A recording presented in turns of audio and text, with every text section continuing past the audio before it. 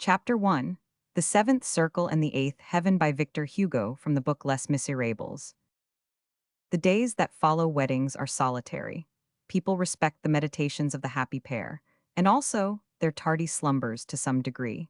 The tumult of visits and congratulations only begins later on. On the morning of the 17th of February, it was a little past midday when Basque, with napkin and feather duster under his arm, busy in setting his antechamber to rights, heard a light tap at the door.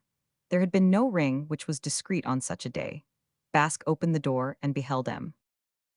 Fauchelevent. He introduced him into the drawing-room, still encumbered and topsy-turvy, and which bore the air of a field of battle after the joys of the preceding evening. "Dame, sir," remarked Basque, "we all woke up late." "Is your master up?" asked Jean Valjean. "How is monsieur's arm?" replied Basque. "Better. Is your master up?" "Which one, the old one or the new one?" "Monsieur Pontmercy." "Monsieur le Baron," said Basque, drawing himself up. "A man is a baron most of all to his servants. He counts for something with them. They are what a philosopher would call bespattered with the title, and that flatters them."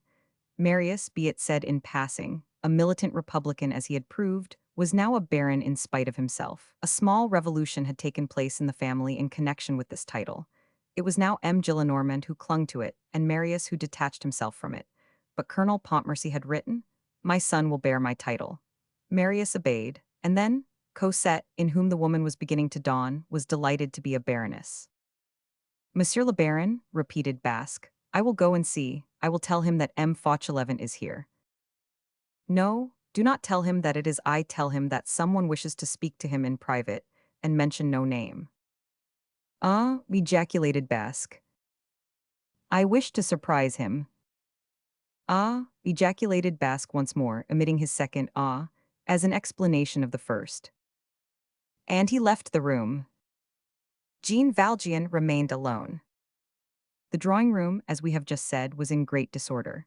It seemed as though, by lending an ear, one might still hear the vague noise of the wedding.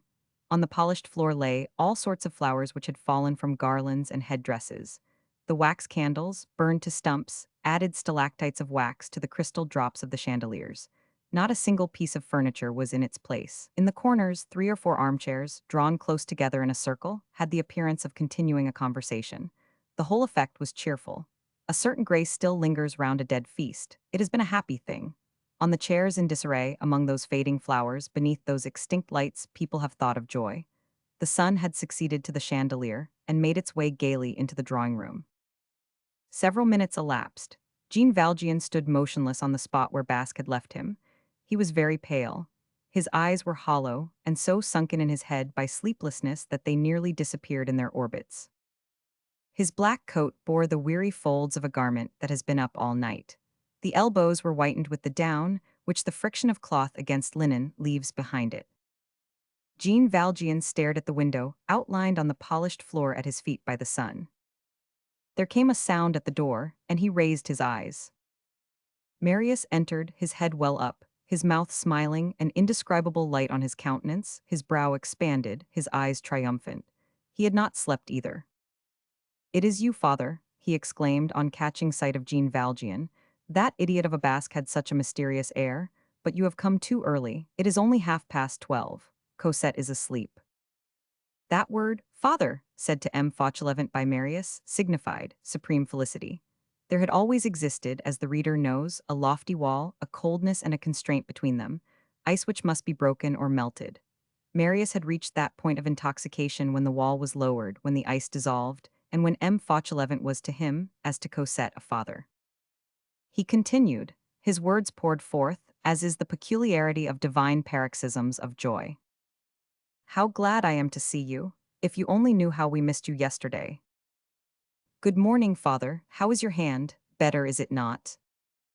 And, satisfied with the favorable reply which he had made to himself, he pursued. "We have both been talking about you. Cosette loves you so dearly. You must not forget that you have a chamber here. We want nothing more to do with the Rue de l'Homme-Armé. We will have no more of it at all. How could you go to live in a street like that, which is sickly, which is disagreeable, which is ugly, which has a barrier at one end where one is cold and into which one cannot enter? You are to come and install yourself here, and this very day, or you will have to deal with Cosette." She means to lead us all by the nose, I warn you. You have your own chamber here, it is close to ours. It opens on the garden. The trouble with the clock has been attended to, the bed is made. It is all ready, you have only to take possession of it. Near your bed Cosette has placed a huge, old, easy chair covered with Utrecht velvet, and she has said to it, "Stretch out your arms to him." A nightingale comes to the clump of acacias opposite your windows every spring. In 2 months more you will have it. You will have its nest on your left and ours on your right. By night it will sing, and by day Cosette will prattle. Your chamber faces due south. Cosette will arrange your books for you, your voyages of Captain Cook and the other, Vancouver's and all your affairs. I believe that there is a little valise to which you are attached. I have fixed upon a corner of honor for that. You have conquered my grandfather, you suit him. We will live together. Do you play whist? You will overwhelm my grandfather with delight if you play whist. It is you who shall take Cosette to walk on the days when I am at the courts. You shall give her your arm, as you used to in the Luxembourg. We are absolutely resolved to be happy. And you shall be included in it, in our happiness, do you hear, father? Come, will you breakfast with us today? Sir, said Jean Valjean, I have something to say to you. I am an ex-convict. The limit of shrill sounds perceptible can be overleaped, as well in the case of the mind as in that of the ear. These words, I am an ex-convict, proceeding from the mouth of M. Fauchelevent and entering the ear of Marius, overshot the possible. It seemed to him that something had just been said to him, but he did not know what. He stood with his mouth wide open. Then he perceived that the man who was addressing him was frightful. Wholly absorbed in his own dazzled state, he had not, up to that moment, observed the other man's terrible pallor. Jean Valjean untied the black cravat which supported his right arm, unrolled the linen from around his hand, bared his thumb and showed it to Marius. There is nothing the matter with my hand, said he. Marius looked at the thumb. There has not been anything the matter with it, went on Jean Valjean. There was, in fact, no trace of any injury. Jean Valjean continued. It was fitting that I should be absent from your marriage. I absented myself as much as was in my power. So I invented this injury in order that I might not commit a forgery, that I might not introduce a flaw into the marriage documents, in order that I might escape from signing. Marius stammered.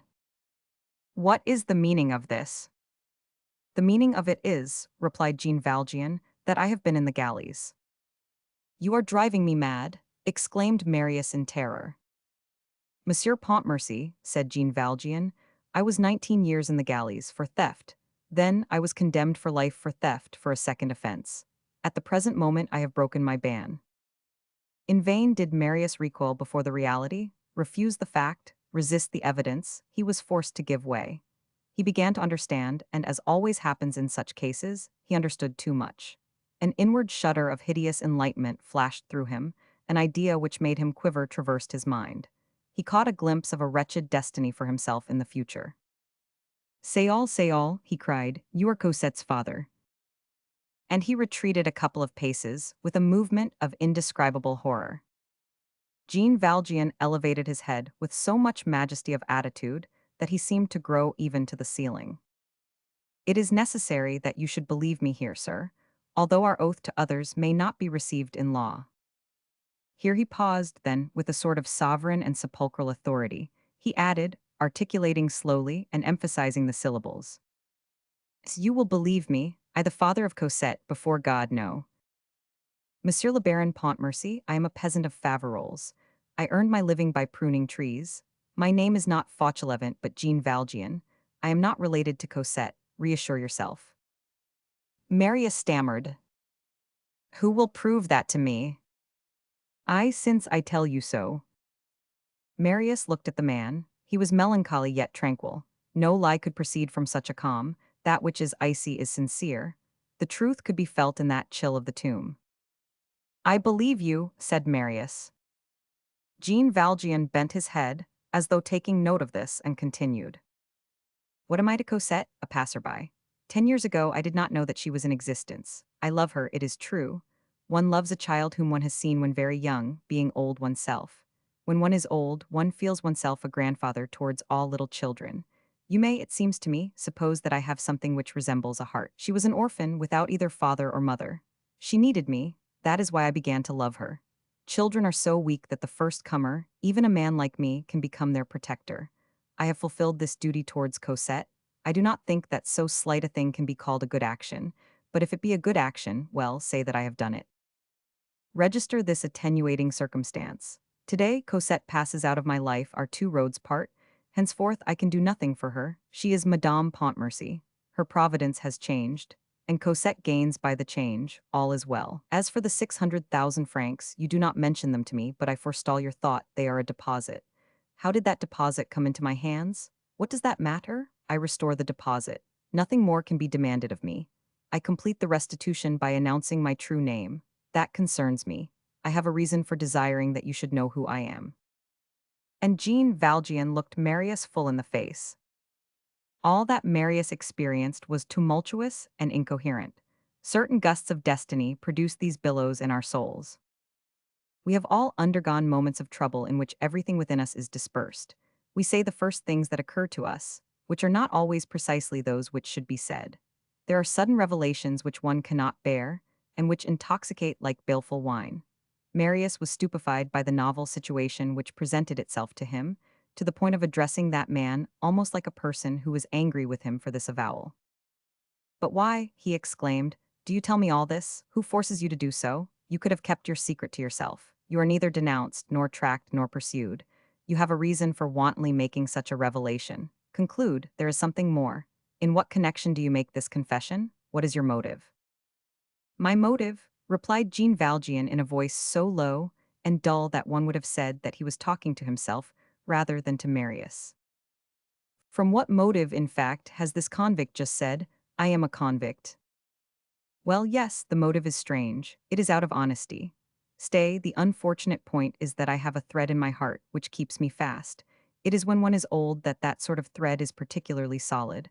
All life falls in ruin around one resists. Had I been able to tear out that thread, to break it, to undo the knot or to cut it, to go far away, I should have been safe. I had only to go away. There are diligences in the Rue Boulot. You are happy. I am going. I have tried to break that thread. I have jerked at it. It would not break. I tore my heart with it. Then I said, I cannot live anywhere else than here. I must stay. Well, yes, you are right. I am a fool. Why not simply remain here? You offer me a chamber in this house. Madame Pontmercy is sincerely attached to me, she said to the armchair. Stretch out your arms to him. Your grandfather demands nothing better than to have me. I suit him. We shall live together and take our meals. In common, I shall give Cosette my arm. Madame Pontmercy, excuse me. It is a habit. We shall have but one roof, one table, one fire, the same chimney corner in winter, the same promenade in summer. That is joy, that is happiness, that is everything. We shall live as one family, one family. At that word, Jean Valjean became wild.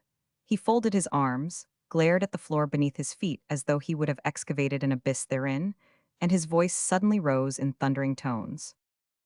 As one family? No, I belong to no family. I do not belong to yours. I do not belong to any family of men. In houses where people are among themselves, I am superfluous. There are families, but there is nothing of the sort for me. I am an unlucky wretch. I am left outside. Did I have a father and mother? I almost doubt it. On the day when I gave that child in marriage, all came to an end. I have seen her happy, and that she is with a man whom she loves, and that there exists here a kind old man, a household of 2 angels and all joys in that house, and that it was well, I said to myself, enter thou not. I could have lied, it is true, have deceived you all, and remained Monsieur Fauchelevent. So long as it was for her, I could lie, but now it would be for myself, and I must not. It was sufficient for me to hold my peace, it is true, and all would go on. You ask me what has forced me to speak? A very odd thing, my conscience. To hold my peace was very easy, however. I passed the night in trying to persuade myself to it. You question me, and what I have just said to you is so extraordinary that you have the right to do it.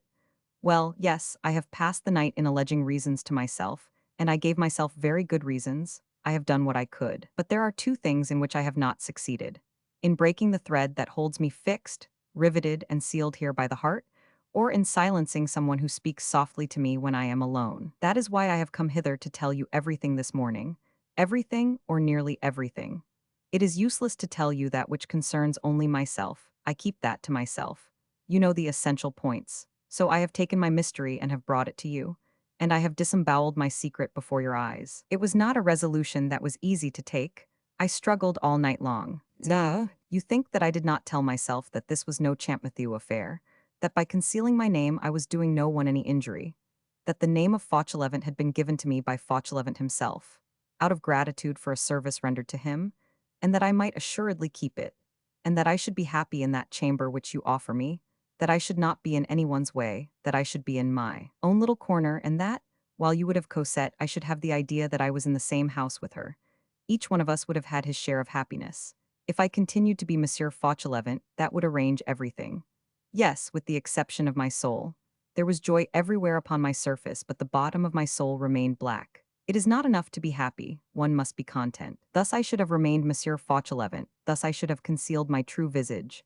Thus, in the presence of your expansion, I should have had an enigma. Thus, in the midst of your full noonday, I should have had shadows, thus, without crying. Where, I should have simply introduced the galleys to your fireside. I should have taken my seat at your table with the thought that if you knew who I was, you would drive me from it. I should have allowed myself to be served by domestics who, had they known, would have said, "How horrible." I should have touched you with my elbow, which you have a right to dislike. I should have filched your clasps of the hand. There would have existed in your house a division of respect between venerable white locks and tainted white locks. At your most intimate hours, when all hearts thought themselves open to the very bottom to all the rest, when we four were together, your grandfather, you two, and myself, a stranger would have been present. I should have been side by side with you in your existence, having for my only care not to disarrange the cover of my dreadful pit. Thus, I, a dead man, should have thrust myself upon you who are living beings. I should have condemned her to myself forever. You and Cosette and I would have had all three of our heads in the green cap. Does it not make you shudder? I am only the most crushed of men. I should have been the most monstrous of men, and I should have committed that crime every day. And I should have had that face of night upon my visage every day, and I should have communicated to you a share in my taint every day, to you, my dearly beloved, my children, to you, my innocent creatures. Is it nothing to hold one's peace? Is it a simple matter to keep silence? No, it is not simple. There is a silence which lies. And my lie, and my fraud, and my indignity, and my cowardice, and my treason, and my crime, I should have drained drop by drop. I should have spit it out, then swallowed it again. I should have finished at midnight and have begun again at midday. And my good morning would have lied, and my good night would have lied, and I should have slept on. I should have eaten it with my bread, and I should have looked Cosette in the face, and I should have responded to the smile of the angel by the smile of the damned soul, and I should have been an abominable villain. Why should I do it? In order to be happy. In order to be happy. Have I the right to be happy? I stand outside of life, sir.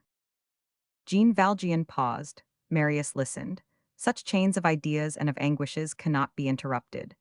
Jean Valjean lowered his voice once more, but it was no longer a dull voice, it was a sinister voice. You ask why I speak? I am neither denounced, nor pursued, nor tracked, you say? Yes, I am denounced. Yes, I am tracked. By whom? By myself. It is I who bar the passage to myself, and I drag myself, and I push myself, and I arrest myself, and I execute myself, and when one holds oneself, one is firmly held. And, seizing a handful of his own coat by the nape of the neck, and extending it towards Marius. Do you see that fist? He continued. Don't you think that it holds that collar in such a wise as not to release it? Well, conscience is another grasp. If one desires to be happy, sir, one must never understand duty, for as soon as one has comprehended it, it is implacable. One would say that it punished you for comprehending it, but no, it rewards you, for it places you in a hell where you feel God beside you. One has no sooner lacerated his own entrails than he is at peace with himself. And with a poignant accent, he added, Monsieur Pontmercy, this is not common sense. I am an honest man. It is by degrading myself in your eyes that I elevate myself in my own. This has happened to me once before, but it was less painful then. It was a mere nothing. Yes, an honest man. I should not be so if, through my fault, you had continued to esteem me. Now that you despise me, I am so. I have that fatality hanging over me that, not being able to ever have anything but stolen consideration, that consideration humiliates me and crushes me inwardly, and, in order that I may respect myself, it is necessary that I should be despised. Then I straighten up again. I am a galley slave who obeys his conscience. I know well that that is most improbable, but what would you have me do about it? It is the fact. I have entered into engagements with myself, I keep them. There are encounters which bind us, there are chances which involve us in duties. You see, Monsieur Pontmercy, various things have happened to me in the course of my life. Again Jean Valjean paused, swallowing his saliva with an effort, as though his words had a bitter aftertaste, and then he went on. When one has such a horror hanging over one has not the right to make others share it without their knowledge. One has not the right to make them slip over one's own precipice without their perceiving it. One has not the right to let one's red blouse drag upon them. One has no right to slyly encumber with one's misery the happiness of others. It is hideous to approach those who are healthy, and to touch them in the dark with one's ulcer. In spite of the fact that Fauchelevent lent me his name, I have no right to use it. He could give it to me, but I could not take it. A name is an eye. You see, sir, that I have thought somewhat, I have read a little, although I am a peasant, and you see that I express myself properly. I understand things. I have procured myself an education. Well, yes, to abstract a name and to place oneself under it is dishonest.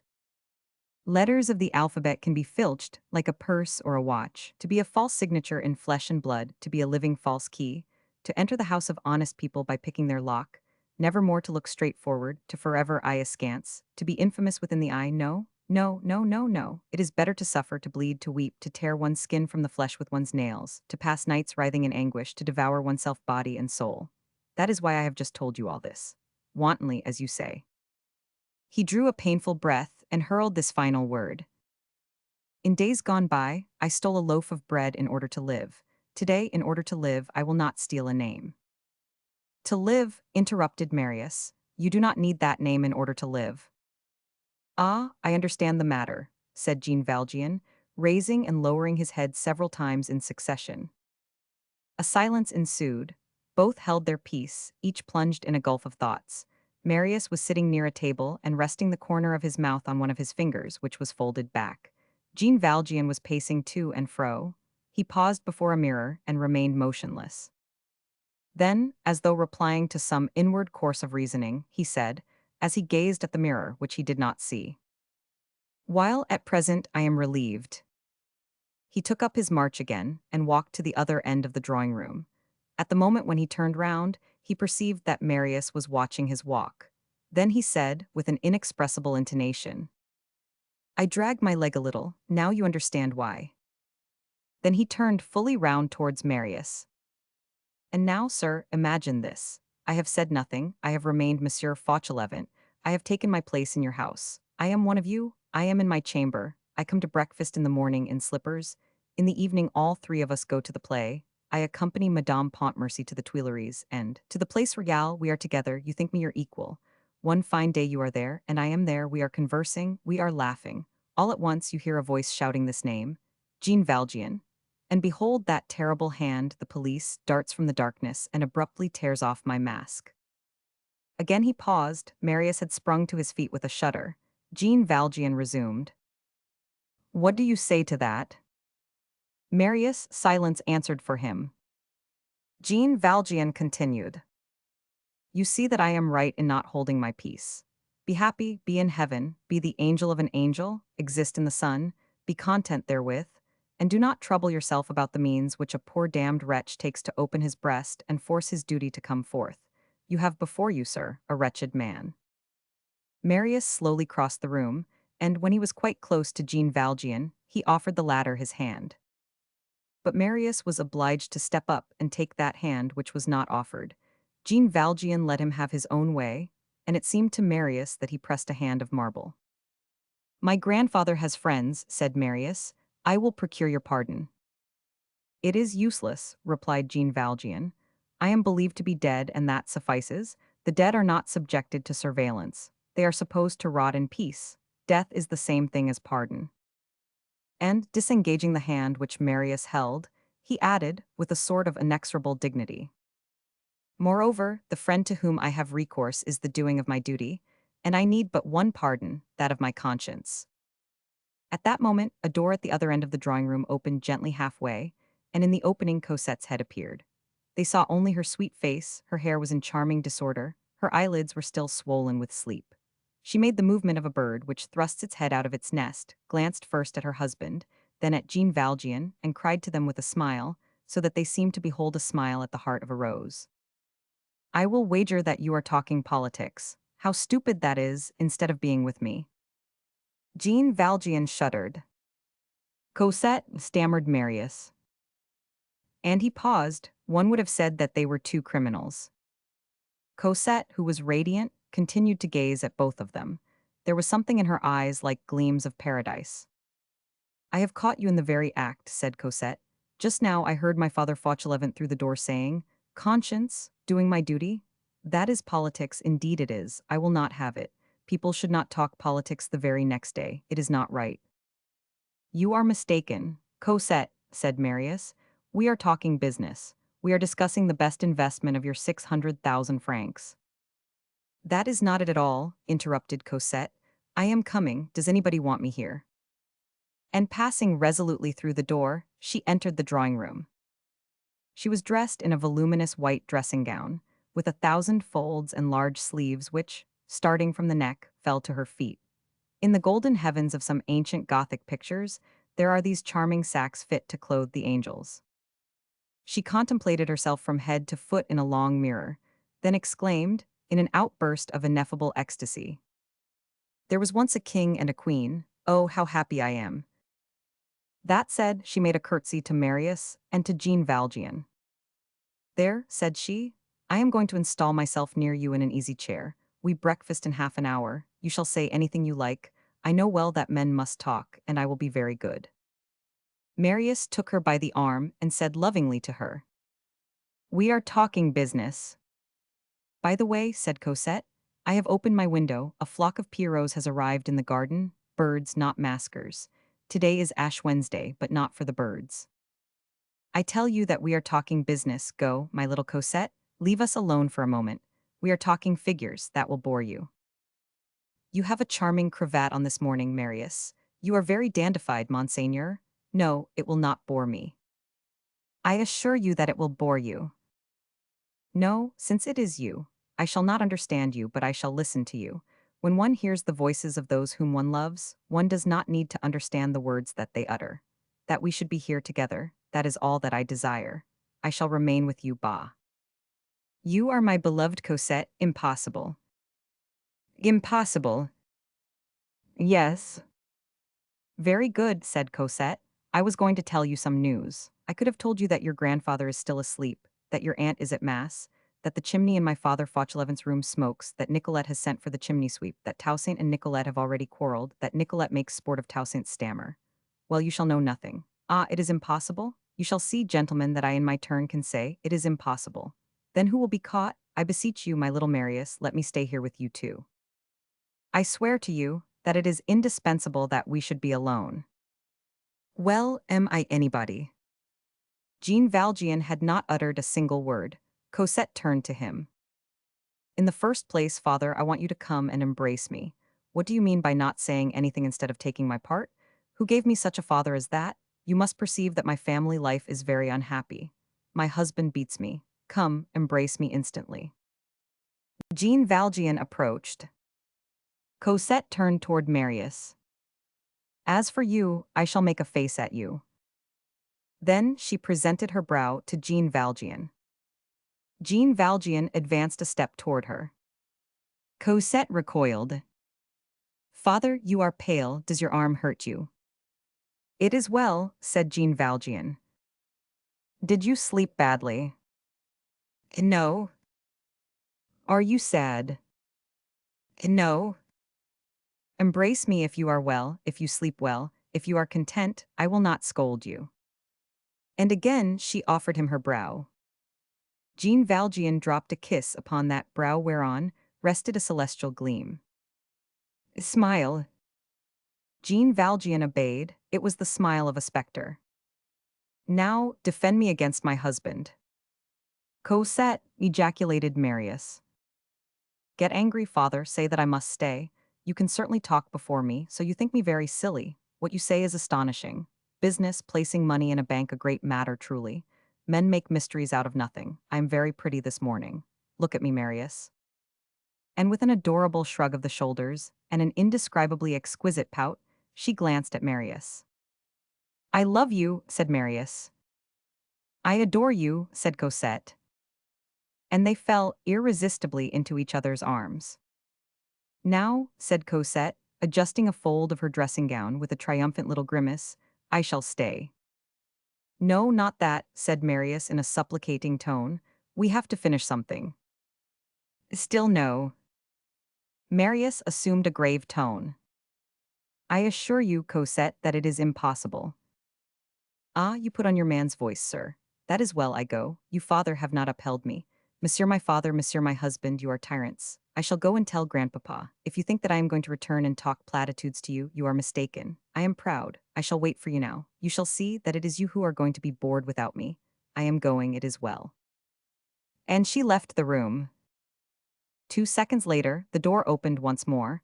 Her fresh and rosy head was again thrust between the two leaves, and she cried to them, I am very angry indeed. The door closed again, and the shadows descended once more. It was as though a ray of sunlight should have suddenly traversed the night, without itself being conscious of it. Marius made sure that the door was securely closed. Poor Cosette, he murmured, when she finds out. At that word Jean Valjean trembled in every limb. He fixed on Marius a bewildered eye.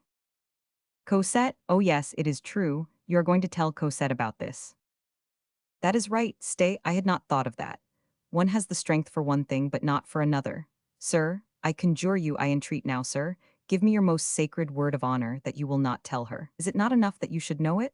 I have been able to say it myself without being forced to it. I could have told it to the universe, to the whole world. It was all one to me. But she does not know what it is, it would terrify her. What a convict, we should be obliged to explain matters to her, to say to her. He is a man who has been in the galleys. She saw the chain gang pass by one day. Oh my God. He dropped into an armchair and hid his face in his hands. His grief was not audible, but from the quivering of his shoulders it was evident that he was weeping. Silent tears, terrible tears. There is something of suffocation in the sob. He was seized with a sort of convulsion. He threw himself against the back of the chair as though to gain breath, letting his arms fall, and allowing Marius to see his face inundated with tears, and Marius heard him murmur, so low that his voice seemed to issue from fathomless depths. Oh, would that I could die. Be at your ease, said Marius. I will keep your secret for myself alone. And less touched perhaps than he ought to have been, but forced for the last hour, to familiarize himself with something as unexpected as it was dreadful, gradually beholding the convict superposed before his very eyes.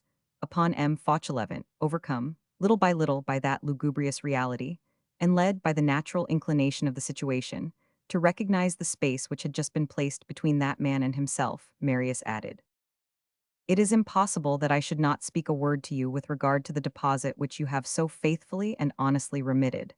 That is an act of probity. It is just that some recompense should be bestowed on you. Fix the sum yourself, it shall be counted out to you. Do not fear to set it very high. I thank you, sir, replied Jean Valjean gently.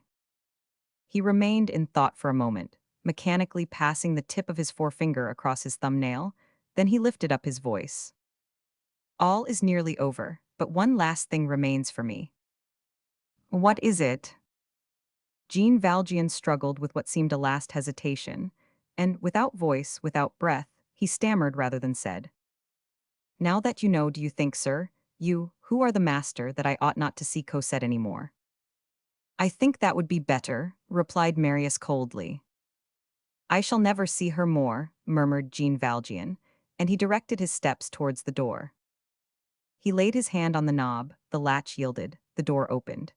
Jean Valjean pushed it open far enough to pass through, stood motionless for a second, then closed the door again and turned to Marius. He was no longer pale, he was livid. There were no longer any tears in his eyes, but only a sort of tragic flame. His voice had regained a strange composure. Stay, sir, he said. If you will allow it, I will come to see her. I assure you that I desire it greatly. If I had not cared to see Cosette, I should not have made to you the confession that I have made. I should have gone away. But, as I desired to remain in the place where Cosette is, and to continue to see her, I had to tell you about it honestly. You follow my reasoning, do you not? It is a matter easily understood. You see, I have had her with me for more than 9 years. We lived first in that hut on the boulevard, then in the convent, then near the Luxembourg. That was where you saw her for the first time. You remember her blue plush hat. Then we went to the Quartier des Invalides, where there was a railing on a garden, the Rue Plumet. I lived in a little back courtyard whence I could hear her piano. That was my life. We never left each other. That lasted for 9 years and some months. I was like her own father, and she was my child. I do not know whether you understand, Monsieur Pontmercy, but to go away now, never to see her again, never to speak to her again, to no longer have anything would be hard. If you do not disapprove of it, I will come to see Cosette from time to time. I will not come often. I will not remain long. You shall give orders that I am to be received in the little waiting room, on the ground floor.